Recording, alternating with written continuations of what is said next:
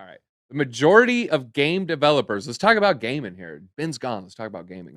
Next, mining, and then DeFi. All right. Majority of game developers are beginning to include blockchain in their games, according to study.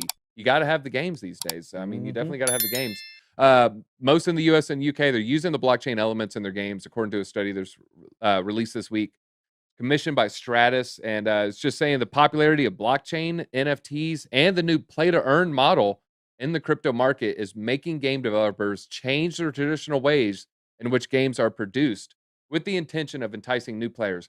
Why would you not want your players to make money? Like, I never get this game developer narrative that crypto and NFTs are going to ruin gaming. No, you extracting hundreds of dollars in V-Bucks on Fortnite that you then is illiquid. You can't do anything with it. Yeah, you can sell your account on eBay. That's it. You know, you can't fractionalize your Fortnite account. So, yeah, that's the real scam. You know, that's what's ruining gaming. These microtransactions, we talked about on NFT update. I played Clash of Clans. Did you ever play Clash of Clans? No, but I knew a lot of people who played it a lot. Yeah, I mean, you could sell the account, but like, yeah, I put so much money in that stupid game, and it was fun at the time. Me and Jason Lewis, shout out to Jason. Yeah, we would play all the time. We'd be like, oh my god, we're doing your raid. Oh, it's 2 p.m. Let's raid. And then next thing you know, you see some Korean characters, and you know you're gonna get wrecked. But yeah, it was a fun game. I mean, but then you sink all this money into it, and it's a money pit. It's going nowhere. You can't do anything with it. But versus like a Gods Unchained, Axie Infinity, you put in this money, you put in $100. Next thing you know, you liquidate your gaming assets, and you're like, $100 is 1,000. So your $100, you leverage that with your 40 hours of gameplay. Some of you are degens. You're gonna play a game for 1,000 hours, and you're like, oh, I play 1,000 hours of this game. Am I good now?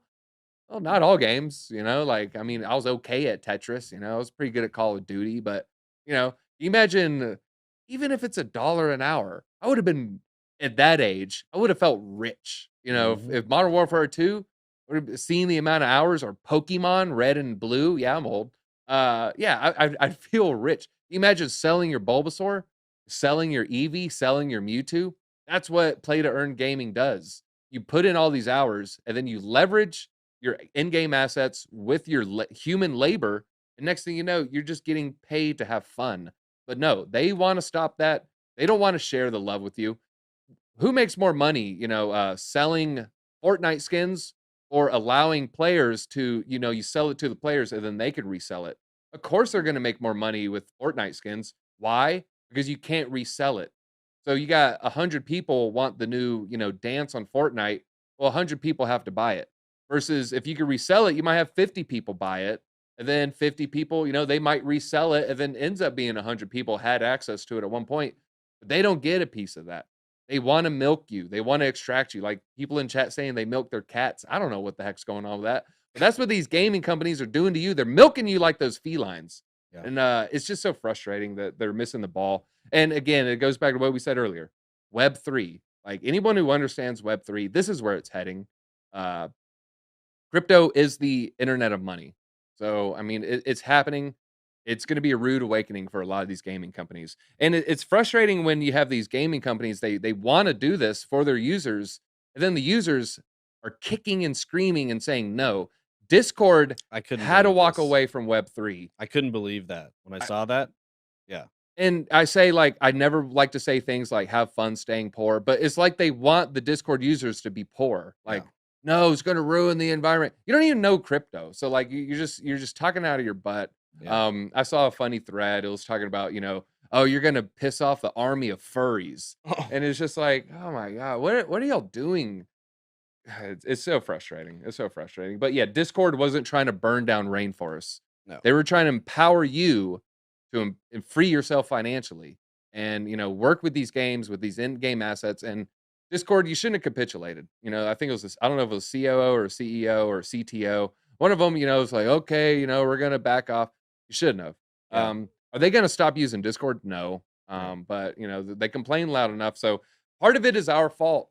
We're in the crypto industry. We didn't give them support. Maybe if our voice was louder than their voice, maybe Discord would be integrating crypto. But so part of that is on us. So maybe that's something to think about moving forward is like, maybe, we need to defend these things a little bit more on Twitter and, a little bit more in these Discord groups and a little bit more, on, this TikTok comment section. So maybe that part of that is on us. So let's take a little responsibility here Yeah, and, and let's start battling these trolls. yeah, and I would say the good thing when it comes to a lot of this stuff is time is on our side. Like he may have had to walk it back a little bit for Discord for now, but he knows where it's going and he knows we're going. Web3 is the future of the internet. Everything will be Web3 capable, and they're not going to just stop working and doing research and development on this. Now they might say we'll wait until our users are ready, but that's inevitable. It's coming, it will happen. And kind of it was interesting what you were saying about the gaming companies fighting these changes.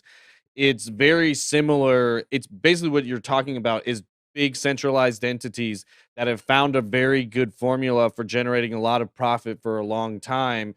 They don't want to accept the new change and the new Yep. innovation. It's no different than banks fighting DeFi than gaming companies fighting, incentivized gaming, and GamerFi Yeah. is what they're calling Or it. like Southwestern Bell fighting Exactly. AOL, Exactly. like, well, But the cool thing is it's gonna go way beyond gaming. People are gonna be yep. starting incentivized all sorts of tasks, and things that weren't even games before are gonna start turning into games, and that's how the whole world, and, you hear Ben talking about the economy being 50% plus of games.